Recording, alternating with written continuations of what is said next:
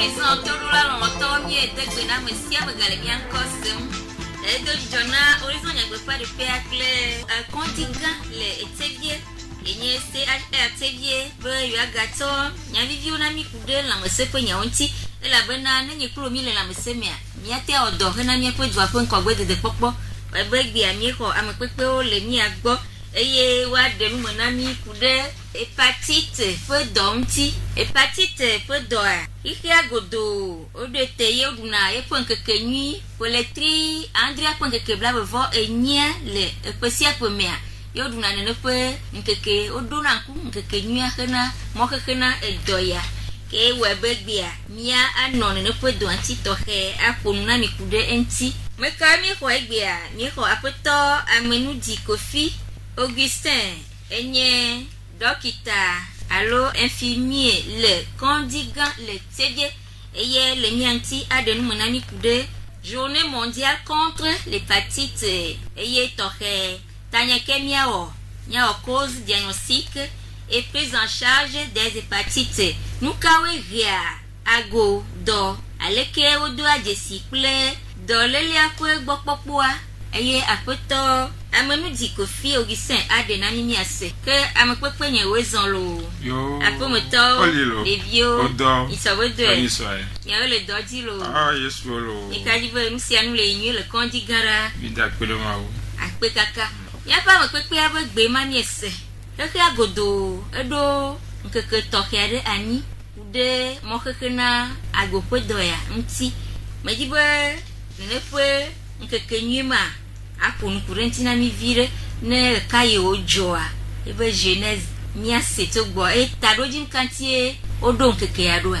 apeto Augustin egbe algbo okay damagi ape pe kaka mabe si are ke bi blan fifi dia peresia otri amandrin gomben keke brave vonia odona nku hepatite B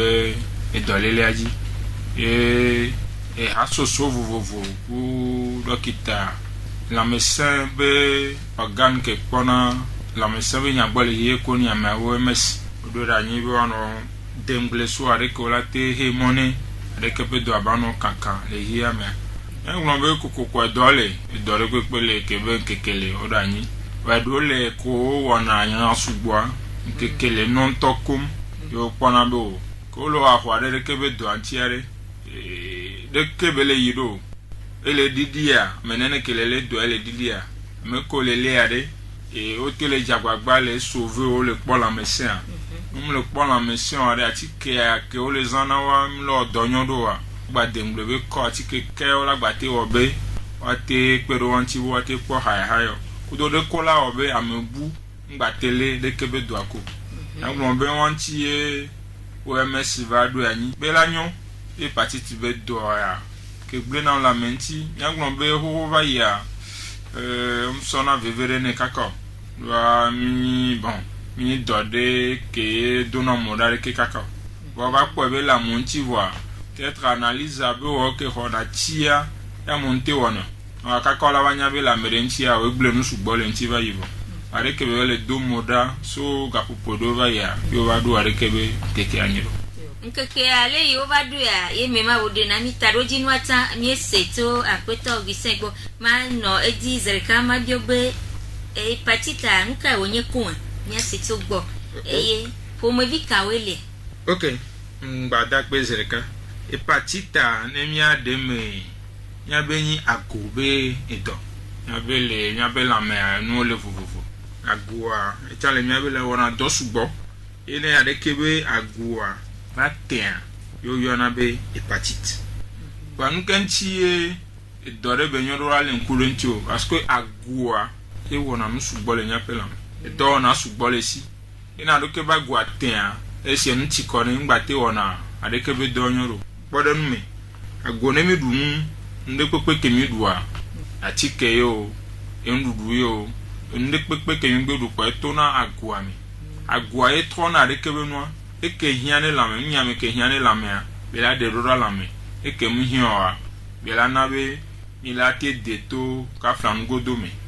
bana de ke ba gwa nti ko na lo egbele o be nu ko mi anu du keke a to ko be da be no ti ana me do ra na iporo be kumle yi ngodo nyodo alo podo dati no kon ba gua tele 3 aneke be nu ko le do anyo agua gba e wana kwa le nya pe la me contre dolele vovo do si areke ngba be 3 na enu wa nene kene do le kule chava agua tian participer na e pe na do nko ti on ti le la me wa ti wa kudo areke be dolele agua mlo do nyodo wa nya po nya be la me a enu gbegbo sugbo la ti humenami ati la menami ko la no ne dolele vovo va na mi agua banana bobe ele sie enusion agua le sie enusion alo éponge sur nous que ne ko par exemple ka fla ma so po nu ya simple ko na me de bi ole nu ticket par exemple nu ticket bele do la mene a la me a hia ehun be quantité de les gars pour que mon nuit alors bon nuit ndi autre OK ta bonne nuit ndi autre et quand même be bon nous gâti de kan ndi autre on me la on met quantité de be hien wa ko be hien non va nuit ndi gave au 3 au le ou de trop et que les titres amené moi de trop moi à go on pour bobo éliminer et que les titres amené ah et que hien la main pour ya da sorora potia quelqu'un na bena mi ron ticket yo bra bobo yo ben go doa il est une football c'est ça nous quelqu'un n'est pas bon nous le et hormone vitamine que la menami tient à go on a dole fun ne nya bezozo que là non la menami ba non et non me nya to ametia à go que on a donc e mi aso pour yan be e do ko agwa on a on quelqu'un ne de ngba lo do nyon ro kwa et de do problème e go me agwa do problème et agobe problème grand sousugmanto anu enu ke heneva yeni hépatite et doaima et doanteur yo ici ale hépatite made ele ham allo de cas comme OK hépatite le wabe nyasu cause allo wabe jopea une séquestion amenyora ole vovo type ole vovo hépatite ole si handra nene bere na Ale Bele Cele Dele Eule Fle Gele suivre l'alphabet bon on est mba katakata ya gbe nous ko kura nu ma o dun kono ne ne wa nu gbe po nya form ya re ke also ani donc anu po form ala jure pepe me onya be yo ne wa nya be mtu mele fia alo le Togo alo Africa be jepe ke milea BAE wana nyara subo e vla vo mi kona si atian BA kusi a ele kom wa BAE le nyare ke BAE okpona komu si ele ra vla vo mi wa kpona si ala merogo wa BA nto okpona kom aya me bosha kuro de ko ton mbole ele juro me la fido la teve pour les jurés mais c'est alors qu'on va que c'est le vodo nene que c'est aller nya gofi va me le funo donc be kusi les filles ko ouais que wona nya subo que mi ko na ko anyi pe ye bobolo alo ese cho ese de pe munyon va que wona que blé dans la monti subo alors que mo khona subo e ma gbo mi so ma me wo kele patita ante gba ma me ni gbo pona be ale gbo peut-être si ala po la ma me vere ke gbo ni be si am sese kaka sese voir nya gbo po vere ke be sese sese le agobe do me fi ale gbo e va tena nke rena va tena ni be ne mi dun be o valo ala tike o vaia alo like OK après agua betete e so na no amenego bantu enyin ko mi le buago ko sa so andudu parce que legbe ma mi akobe enu ko le asime jese mi le buago boto zo atike benu atike benu lo me gbangban zan do industrie o dopo c'est vrai non do dope ya afupo gai donc à moyen le colate onu be wa te sugbonu wa te sanu apole donc à nous le ko so do na no me wa enu mo be dudu de trop par exemple la me defia duna la subo duna ha subo una siga subo ya ke ngno we ne mi dunu agwa etrone a ko le dunu o glona il faut que l'abus de toute chose est nuisible que o gbe les nuits les buts de trop o le do do subona go on be podo anwa agma de kako ba o po ebe jo atofa ka flan atoba atofa bu agba ton agba ne o le do do subona go ka go chaque fois le do subona no la ba ti koni que no la ba ti koni la ba hen avec be do so va et cause vegon et son atike bo tike commune na c'est avec un blanc tike et quoi de nous tike to ne o be nou ve bereka o be nou ton ni be ji be ko ne va kaba wa ti on le do ni ago e won atike o be ko ti anya te gbon egbe enu nku le bi me egbe ya ko no da kwinamia kopo gan le kai do la nu ba vo gbo la isukuru sinon on nu ruti o donc enu hia me ke la me ahia le gbe amea o le ne subo donc ekele tita me agua ya be do na nyi be ya ofu kaka surplus a ke tita me na ya na be ba no éliminer donc akole do ne e agbe to yo mo c'est normal o gbele o doré de trop kaka pa no la ba ti kon et tongon ya be medede ya jo de fun ya me robe lamento que lamento ndo non la cellule do le lamena mi nyale ke ma yo le ve gba wa cellule do le lamena mi a me do toi inte trop bleu dans la guanti et elle est un peu compliqué mi expliquer no jiwa tiwa et nous kukuo le yine moyen le la te gbogbono wa ne wa chwa to le anomalie et tiens et jona et dona moda donc ne ne peut nous ani organe de le doigt me que ah elle est l'amena mento que d'atro no le lamena me que d'atro ble nous le be aguanti le lameke et ani be no sia ke ngbon ndudu kudo atiko e yin nu ko da so hiem so do lam e ya no to le lameda ble nous le aguanti e nkomo le sini nya nya fiata kwa nya de ko mi gbon autodestructrice ou auto-immune les vegbame y a reke nya ko de ne e nya gbon be negun enyi edolekuo me e be do enyi patita que mi le gbon be le A et le B et le C et le D on a dolekuo l'envio le vovovo l'envie est parti toke vanawa e be nko e o sonane il y a ne peut hépatite kaka yi alo amandre made de siade nade nane vuvu a wa be eye nane b mi nane de siade be kozile ok akwe de siade be kozile a ya gbon bo wa pata be koza e kankume presque e kankume kui e kankume be vuvu toto kandem le me kaka mi va koza oji zande a mi gbon vuvu toto gare le me kaka wa c'est juste ce climat que me milia et favoriser des ni agbone ne ko favoriser des amero chongboa en fonction avec climat de les favoriser les duro mais et ayamu totronana ati o afa yamu totrona belano togo selano togo ayi abayi duro me bi fi anobe kwa fran na mi so pore nu be amule togo ona mere judo me ke ale be khoi so va o te po ale gbofa bibi ala jo ikozo jina mi apore ma gbon be kozo be nyami gben e kule tongbe kule dazande ya onye ndudu gbo ati kenunu nle pepe abu nenu kudo e dore ki ogbo onye kozo ko na reke be daba yo ke ago be dorele yenyi hépatite c'est ça yo if yare Jessica we mi akpo nenye be hépatite dole amerenti ok akpe et oglona be bon mi agbo le konjia oglona be do pata wa be Jesi oyo sokule ndela no amerenti on la ba tikesie batamni ona tikesie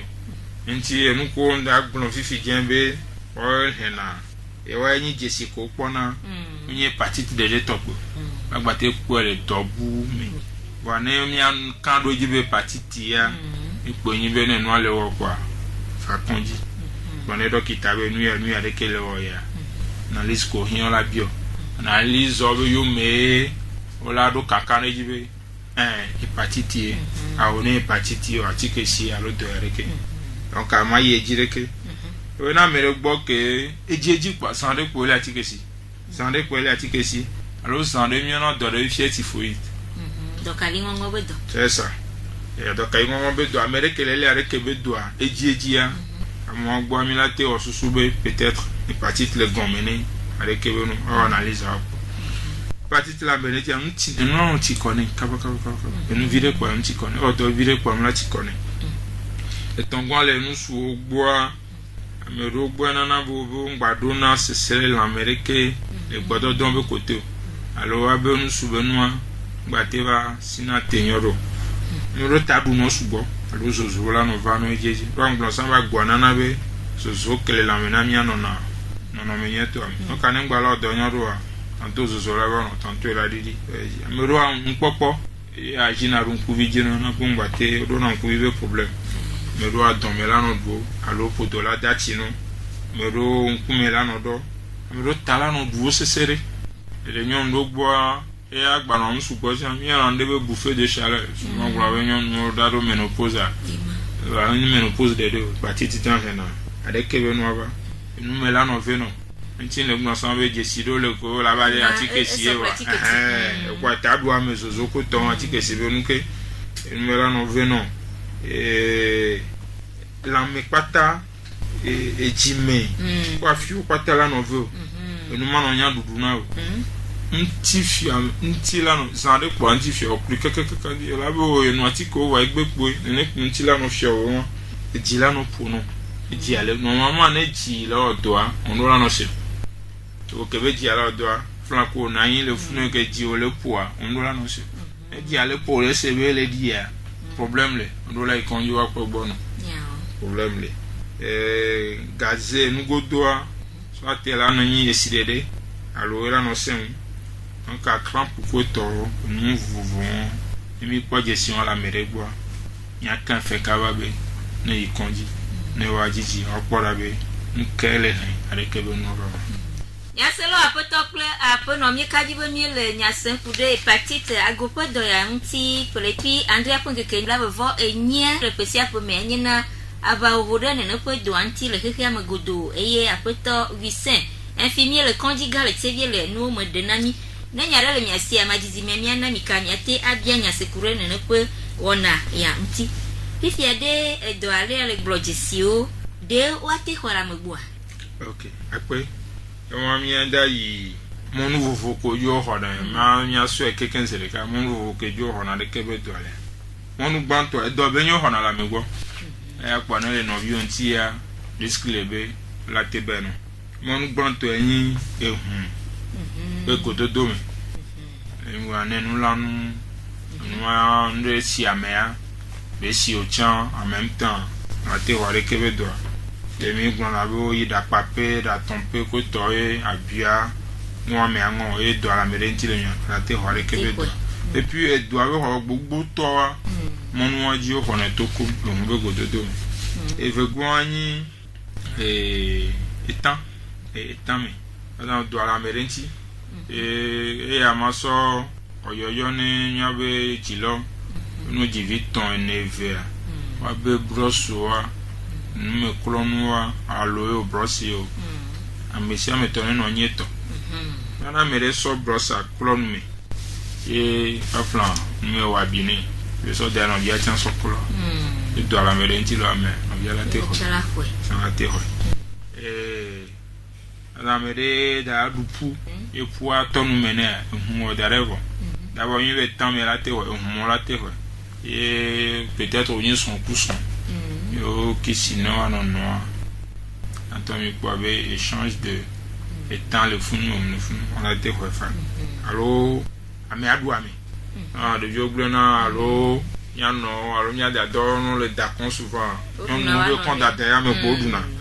et doit la berenti à la te benen no bien le doudouami nenye ke doua doit lentinia que doua ko to kan tant ko doit aller et nous médaille fi ko do anu na no na hu raj tongbe wa raj afun ojo na de chale no na e gbodo don mi gbɔdɔdɔ mi rɔ nɔnɔ nusube esia mi nyɔnu tí a si keto na le ŋutia eye nɔnɔ mi aɖidɔ ŋutɔ tí a nɔnɔ aɖidɔ mi ade adam nyɔnuvi ko ƒona bɔla bɔl ƒoƒe garo mi kpa ame ɖe ƒo kaka da to kpɔ ɛɖɛ ba wɔ ne nɔvia wɔ edzi ade ɖo mi edo ale ŋutia ke nɔvia tí a do tí a dzi adea ke adea me vea do goa ela te xɔe alo mi do bus alo taxi mi mianɔnɔ ke zozo ale mi dzi ade ke ade eve abe gododoa ye do ale Amerika ŋutia la te bɛ ne nɔvia kema gbagblɔ eya ko gbalẽ edzo kan dɔkita kom exemple dɔkita me dzina vi kafla da dzivi ne nyɔnu ɖe nyabe nyɔnu da dzivi asi ɖe gbana le wa ŋuti ya ɖe ke be si agbalẽ nyɔnua ŋuti be kɔ nume na alo kɔ ŋku kɔ afi ɖe na wa wòle te xɔ ɖeke be dɔa lo dadɔ bi na mi ɖe abiatɔ alo esi ɖena esi ɖewo le ke mi ɖena le dɔ sɔ na analyse ɖo ye ne si wɔn ta ɖo ŋuti o wa dɔ ale dɔnɔ esi ame wòle te xɔ fa donc amɔnu vovovo ko dzo xɔna ɖeke be dɔa toa. ele ale gblɔ mɔnu vovovowoa de sɔsɔgble kple sida tɔ kple fia ɖe vototo ke le kple sida dome. Ok akpe vototo ɖeka ɖe le ke sɛnsi ɖeka le fie ma sɔ ma gblẽ ya gbɔe yala mi gblɔ si be le tame enume sida ŋu xɔnɛ to enume mi gblɔ ade dzedze me xɔna sida to adze dzedze me xɔnɛ le aɖiɖɔ me wa wo sɔ le mɔɖo dzi le gbɔdɔdɔ me kafla le hu be kote kudo le si vovo ko tona le ŋutsu kudo nyɔnu ŋutia wo sɔ le mɔɖo dzi wa ne sida mi wa gblɔna tán wo xɔnɛ vi nɔ la te sɔ ne via game ke be da dzi parti tán moyen wa tán le jusque ɖevia da to nua be si wɔn me le nua be ƒodo mea risque le be ɖevia la te xɔ ena be gblɔna no fu agbe le asi o kpoa le bilan ko biɔna fu nɔ mea hépatite be bilan tán nɔ ne mi te le ŋuti wa ne ma prendre précaution de ko te protéger ale ke be via ke ŋgɔ wo. ke nua gblɔ entre hépatite kple sida abe hépatite memu wadzo sugbɔ tsɔ sida tɔa ne. Nu ke de fɔa mi souvent mi dzo kpɔna sida be o be kponyi dɔbara kom ƒe dɔgba le gbase ŋu sida bon nyema bo se ŋu sida wɔ dɔgba le watsɔ wɔna dzra si sida ke nene nɔ hépatite via ne mi ƒu eme si ale mi le ɖem wa miatɔ miakpɔe be ese ebe nu sugbɔ vi ɖe tutu emonu xɔxɔ wa sugbɔ vi ɖe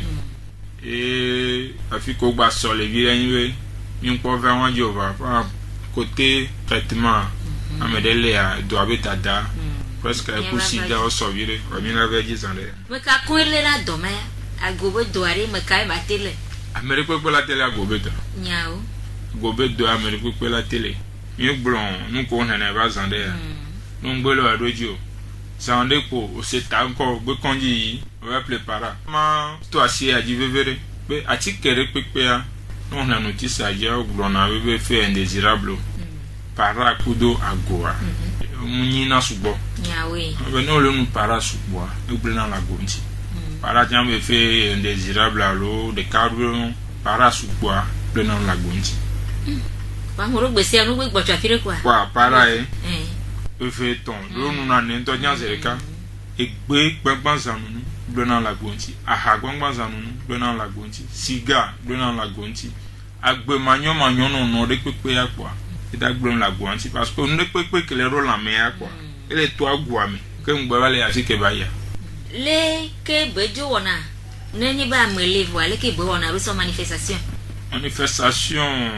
tutu gbã ŋuti eɖo va yi zã ɖe ya. wa ke ŋugbe manifestation grave wɔn manifestation wa ŋlɔ kpo be tɔtɔdziwo ne va le yi ŋkɔ ye ame am le kpɔ gbɔ am le wɔ traitement ye manifestation grave va grave nye ame ɖewo la kpɔ enua te ɖe wɔn ŋuti kaka anya va goa ŋutɔa egble keke wɔ ƒodoa kpata te da ɖe parce que kagoa gble wɔ ne ke le ɖo ƒodoa mea nu ke la trɔe ke hiã kpoe la yia ŋgbale donc anua va le na anyi nene da ɖe ka kpɔ kunu ƒodoa anɔ dzi vi ɖe ka kpoa da ɖe ne nyi la kpɔ mia ŋkuvi kpata wɔ so nu da ɖe o yɔna souvent be iter Et en plus de ça, donc on l'a noté pour et on est vers l'étape moins au dollar 6 euros qu'on dit. Avant de toi, il y a caca mon lava gogo toi, non mia je vais évoluer na ina cancer du foie. Et il y a une complication plus grave. On te quoi bon au cabo à longtemps si tu rentres cabo caca ne va l'étape moins ma voilà venu. Ma voilà venu. Dema biobe ne va donner ne ma de ote dane. Et va ne complication on va laisser en vidéo dane. Et va y mater rassurer mi veut dane kaka be vona à 100%. Me regoa et la teve. Me regoa ma teve. Va ne va y be cancer à s'installer voir. Bon, et a mi ano voilà non. Bedodore maniano. Dodore miano calme au vire kaka. Miano amable lenti ano atike ngone bike. Miano bebe se so fone kaka kwa. Agbotano atike ano. No be no. Ode doa e no cancer a nu kebel na ba souvent nu sin ganto a ke na ba bebe se kwa miano se bebe kaka donc moi miano fa bebe se ani ano fe ne kaka. Bebe va y quoi. Bebe va y quoi. Nyateve. Nyaselo mi potole hepatite pe nyaonti ifiare bea eji ami lelo alo kanto gbe nyagbro mi le kum e ka be manifestation bea kusi ave nyagbro mi be kusi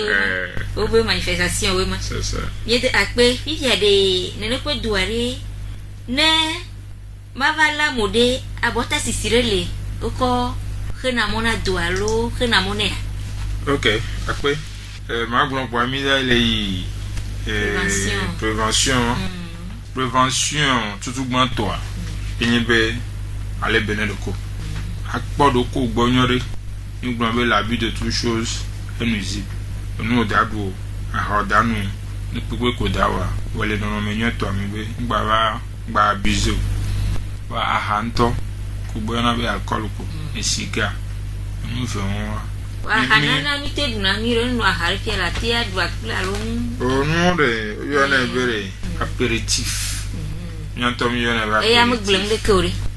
ma ba ji mi yo na ba apéritif ba nu ka be nyi o no onu ahanene ke podo amele toi ngbodu nu yo nu ahanene nu ke ba jona la me nyi bere ko augmenter na podo abenu avire ena mi guna bo be mi dunu kaka wa kole wole glem le do kunti nyawa lo glem le do amo wonane na halo mi amo wonane na mi no la mo pon mi le ndu ma mi le la mo pon mi so adu aja de voir mi so la mo po yo le wa doppler mi le na mi aroko ya te bua doppler ne adu anto gbo wo pare du no nene ke gbo hian la mere ya we la mere do de nu ke gbo hian ne gbo ba pare esune adu agbo wo pare du no do po do e won ko le keke won be adu sugbo e abu a wole won abi ko le wa abu ale a o le do mpona goa o le do mpona goa e so wa so ni anu aba na ro de be ejoba mo on va po ha nu po a enu anto chon da te bu tu creation o to is independent na ha afi ke fifin to le gba gwa lo yi sugbo afuta ogise yama yare bana minana mi sana vitamine do ba menete dun e ma chanre o ple ahanu noare mo promoteur mo ni be clovier yo be vitamine nduduwa normalement nduduwa na mi po kaflan na mi po na télé mi po na yovo fi no yovo na ro planti da dunu fia de mi apo jus d'orange la fide mi la po fruit la fide mi la po e ko enyabo be na odu nu ko le du no patale dose le mesurer abe no le du do nentie ba na nu nyame la me okay ya da na nu nyame wa mi agbo oh no da du no ya gole Togo alo Togo mi agbo Togo agbo Africa keke amero gbo economy allez côté gbogbo toi on mi da du no nu ke plan do kakao ti aroko gun apéritif apo ayi ko e ko adu akuni correct wa kuni apudo desi acha de mi apora akla lolo na cho de ti nu ko le mechon e won sengba lo ko mi le ko nu nya me dem le me kakao donc à nous voir une vitamine T que on peut ver là on mais manquer vitamine do non vitamine T que non il y a ko le nuit nous nyame on trop le boire vide la tenons na petit va non à tedun que vitamine T que maman glande ko vitamine T que on peut blender pa vitamine ti ko ro nglo no le konje to ma cité pour ver vitamine ti ke bele mu Yede akpe nyaselo akotokle apono ya de azom ya te ado kam abia nyase atokpe alo adonsa akoto gisele epe nyamde de okatan gel nyagbol 91 24 24 65 98 98 62 atobianya de nume alo nyase agbe kude hepatite pe nyanti kwa bia se fafare ifia edoa lebo dane leke dadava inado. Ok, merci. On a une prévention de côté à mi problème. Au blanc botabenya. C'est avec un blanc mon ko jo honnête fi amia kwa mon subo. Obo be ya attention ne mo quelqu'un. En quand je veux nya que milate arriver ba attention be maté tarambe denti be ya ho ba il est compliqué. Donc pour vivre. Donc à moyen ganto de prévention e kweni abota. Ma ou ebe ko le kuno me kaka abota lene alekebe do. Abota de ke be sisi ayina do ke ngbo la si abota do la o de ke ba analyse anogba mo analyse yo npo do na wo wa do la so abota so si abota si ne en 3 temps ko no si na o gbe a do tire ka yo me do la gba 3 si o ti ama ton yo me o la gba si o ti a es un rappel la ba no et péton amrebe ano kamunen. Allô, Torola, allô. Allô, miedo gbela. Amafo gbelo. Ni sobedo. Doitola, nyato mia jesiwe. Maxwell yo to have. Maxwell to have. Egbela ko Maxwell go. Mba ma bia mi bere hepatite antore ko yele fo gbemado. Aha. Enyare gbale a. Ye le ne ari ni va nya gbota akaba glo fo what the be emi nene apoto Maxwell nya difa foto Maxwell kame allo enya mo vo tutu ta o de ni mo save gwan yo ke no le gbagbo vala do jijo na mi nto mi le mi asime nya se no kure ne pe do anti ele vevere nto foto gise ebe le ko yo ne le gbe mi mi a bloqué mi a so définition me de mi a so de me le gboni agotete bedo apoto Maxwell do amon ko ma agotete bedo eni hepatite avonya elgba be abia pe e ko emi mo chomo na tutu ana trova anyonto yo apoto ogise OK emi le gbon abota benya o sinede sineve sineto bo ba ona kwete ape aton anu ke ona yin bere ko amojo vona ke ba parce que on activer nene mo yi on activer on emi so analyse hepatite B analyse les conjuguants to quantum coufan on hepatite C a tiens to quantum coufan on va voir si hepatite B va bota tout banto on les pharmacies fi en to quantum coufan yo sanale ke be abota botema wa campagne de le ne mato mi apo mo aji mate gbonfa o ya wa de kebe amere kam na mi gbanglo bonyo allo nyasela allo damagi metona no nyen ichobodo bonsoir ichobodo eicha tasi madema igbele tasi go o ma to se o kunyalo ko no kaka that pele no go mo de dolo ko no apere no ta yo eiza yara ke bola si o la bia yara ke bola la bia amojo la jinyele akpe kaka ne tasi manda to kanyi peji yo OK si yara ke mle gbla ana mi akoro juko antia ya globe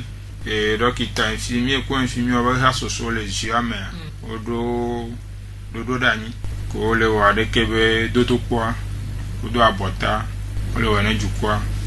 nso kuto kwa maton kwa wala po gomelem la hepatite B ko hepatite C ba analyse no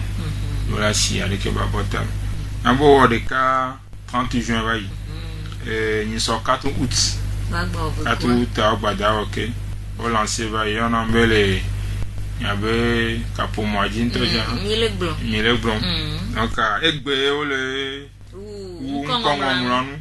wa ne mi akpera mi ko gbado jilangure mon popo gbalo asi kaka na firagbe ra wa te won ko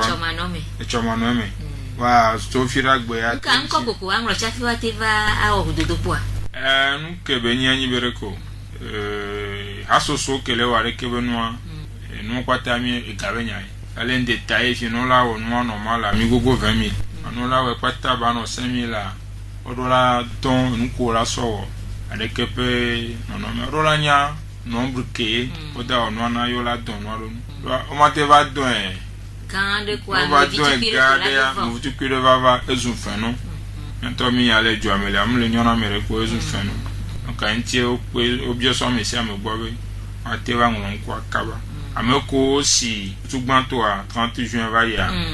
a ti on do la 3 va si wa be fegun ka tuta donc ameko ngon be ya gbadun kino be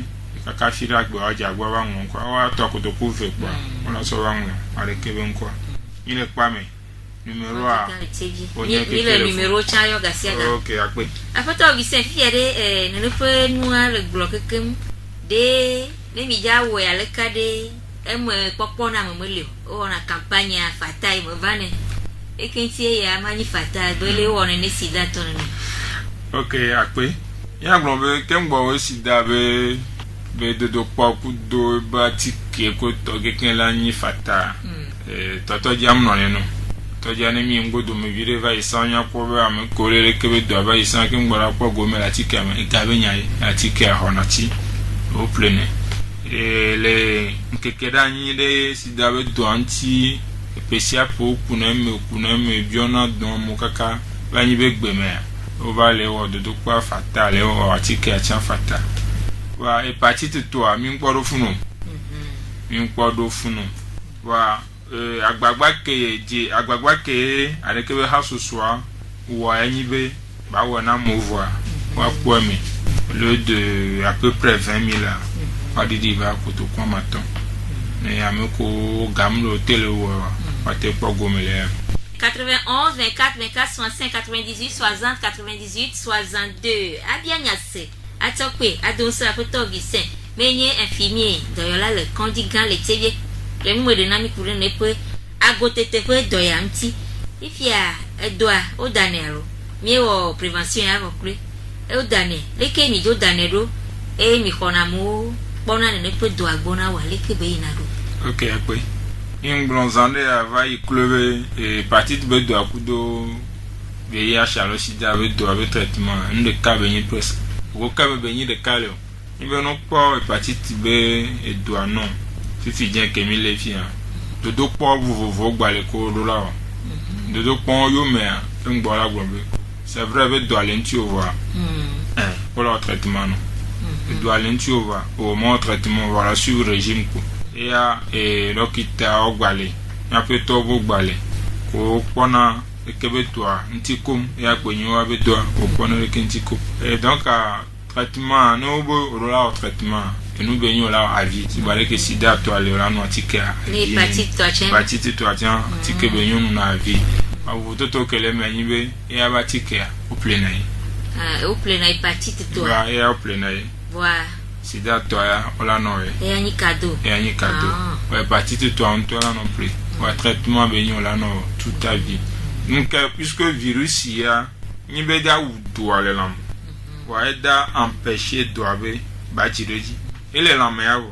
wade kola obe gbagbe nti o ngba jero nti o e ba tikele on to ya no pratique antique aka flan yin bo da wo nyawo bo ko na wa tikele pharmacie à peu près kotoku wo par mois le tire kala za kotoku ne peuple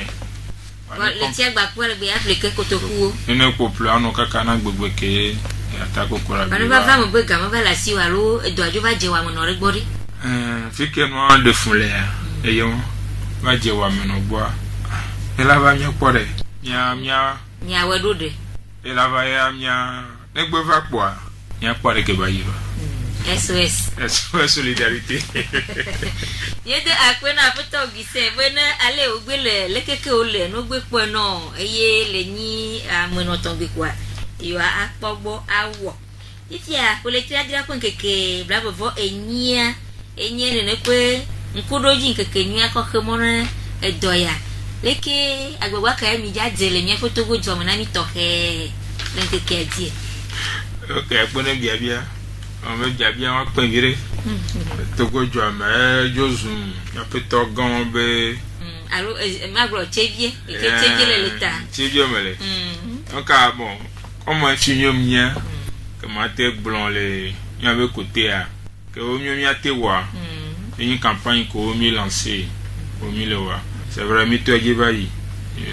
tout que mi da jebe nke kenya mi la gba wode mi so ro mi alo ko jibe o kinsia o tria mi la no lancer avec be campagne avec George kwa kekea presque a mesia me bate ko go meleme o mo no nyabe mo le ntio si abota o le protéger ifi abota mare ele avie ele ne le si kwa fo do angwe ma ba oko o gbona ndebe em so ka flam so so tore ko dem aussi tuberculose yo me pen va bo abotana mnya keke devi me presque on comme go on wa tele tuberculose berege echa no vele wo nu ke la na de ke be do ava olale no si abotana wa là on met les prêts bene do ava ba te wa akui ko kwara wani ni bobo jo vele zan gbekeye la na de ke be do ava wala mi gbon si vele ku hu be nu me zan en so mi no vi ko zana tabac Franzana tabac. Et nous étions tout. Et le doigt à fido quoi. Nous n'y a lo yon et tout. Non, on a zéré me quoi. On a assis à tout na. Pipe, alunka. Pipe, alors nous qu'est venu. À tabasé, alunka. On a tabasé. Bon, un bol et tiède. On le doit me com. Et pour on a noir aussi ne quoi. Non, on a des messieurs Théo Danazo vire le dit. Qu'est a mais attention on a nous boire. Mais tu as dit là. Et son noir va sonner nos viatins. Et sangwa so do eto ala merentia mi won fi edo ale nume ko so ene are e la ko ko le yo siga alo le yo atama ko chon gbon so ne no vio e do vondi to am rozana sereng so do na bi o do amere do donc no si abota o gba signore yo va les gens avec ba gbe alo ka flon va le ton ko do don be on nom sur le côté yo vivi voir non ho gardien d'agboji gardien ajo la London le champion va sous bois ou gardien champion là fi la rame ko donc ano si abota tiango me tout est permis do la gba le belendo voilà te protéger au va que mi be adejeje me ko to mo côté on le protéger ifi a mi am nda plitogbo gati de camino zazan le tongure e chate na mi doa ya de funu e de na funu amire no yi moto ka flanya kwata mi du na moto nu ape e voa no yi moto nya pogbo bede fi mi de du nu ale me gati ko jo mi alo gafo jo mi nya so du no nya pogbo bo dare ke be gati alo gafo nda to amunde wa no na tire jire gama wa kan fo na le jo agon fi no nto po be mle dado wa interpeller amele sano fi anu interpeller na be ma kula sina dunwo amore be ano kamuni allo ye dogula ni ano ai chawe dolo ile kumia je siwe Cécile Chodaye aha gbere da Cécile go me de kuku mo ma bio banale ela tina bana afopoji ano vuma allo lesbo itron le de travailler ne ko to ala siare la tebe fama aha akpe kakalo dogo na da geto de siade na milo yema ese se ya akpene mama siare ke ma so peut-être que bia le nom de soins belé américain la te benen no yam c'est normal ne mi de soins ko son va la voix ne mi gba ne la voix mi la va no kisie la voix mi la bododo be nyon la va mi la te khoi ba de soins ho de soins ça dépend game que et doit vaner nous soit tiens alors nyon noir ameke gbo be va le tutu gban ne peut-être le nti wa munyon ça les mi le gban non na me ku gbo nti wa munyon le nti munyon mi wa lo gbo non na menti manifestation mo na nani et souvent mi yon be maladie dore que danano et là non ti o la te ho egbe la te va to non mi ozaza après perika après PV après peton ni be no ho egbe kwa manifestation da base record nous be yin da no gbrem la gwa nti dire game ke ay wa ti kona gwa wa engba te va le wo be do ke kon gbo we non mi o da to se donc anele mi le asuho ebe la medentia la te bene no yo ebe wona cha afokpoji la no vome oui mi gbon fi bo be afokpoji la vo di me la vo afio la vo oyin ma te gbon be parti ti pone nke mi ji la gbon yin ma te afime fifi jambe ni la te ni eye wa do la ikonji wa po be so mi amanda plebe gati o bro mi le okay embede no po bo ngbede opare kulasi la dun biadi kulasi o ma po bo mo nko po to la mo gbogun mo dum nyere ka ba twa si pia afla na fofo nya kele parti technique ala te do pejia asipo nya mo klone ne yimbe mo to no akojuma nyawe asipo klone fia ke gba de fon ya souvent ne mi da dun wa mi gbona be ke da du voir kulasi po so si gbaro o kulasi palasi ko du voir gba ba jina dia we so le kulasi be no ngba hon le game ke yo da du no antore yo la kulasi akwadi ko du voir c'est pas ça l'offre problème de comme lo if you no so asi aklo voir tension de la non e kwa mesia ma meru aso tutu alo kaka so tutu mu to jan kafla ne papier mu so ane pe mu la si ogbare il y a lo arotami il y a lo aronti o te po be copy tofa ala mesia wa le bebe von to voir magro ya mi amoro no mi dun avoa efuyo mi de na ni de ne konale ndu gba ma mo ele ntrapo de ichela ti va dodo dola no agba mi ti va ba après odufu koragba o chokli a o palagba o kragba le ti fa fe mo ko gba ko lo nsevi na mure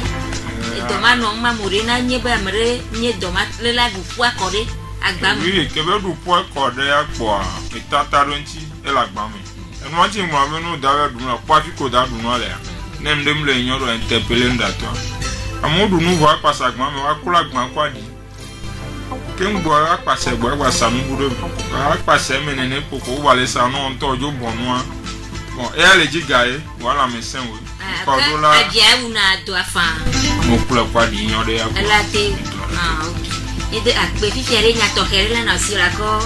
adomi nsen nenya won ne pe dodo po alo aleke wele le gbo ananyanya. Okay, dak penambi ndak pene yo pesi a chave tatwa ye na be vite pa gome la rekebe émission mi yo radio horizon to ko be tatwa keke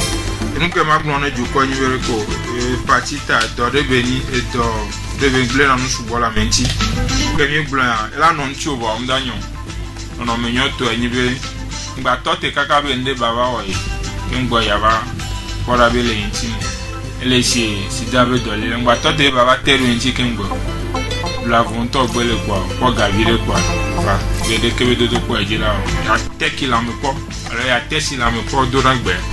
ni wa kwa la bere ele alomu nimlo wa jababa asia mota ole protéger ne gabe nya le defu ba ngbo yoyo na mesia mebe ajababa o mo ke efinyo ya soso ale wa ajababa te kwa gome me ko ma te kwa gome le ya mo vous le mis en septembre so 5 août kaka so ya mo la te va encore en septembre toi ba no jira no 4 août toi me ka mo ko ko lo asibe kaka ru ti dagbe ba te va encore fa kaka yede akpena apoto amonji Kofi Augustin fini le contingent le tedie eye de nous na mi kude hépatite pe do ago tete pe domti leye o kone ple bubo wa nyese emu akpe enye dena contingent edo ona tele wa to donda esieyi alebe nya senare gomoto dobu boyo wona nti yede akpena gaita ye trois sile ni mise dia soto magibo eya ne de bina mesia bye bye.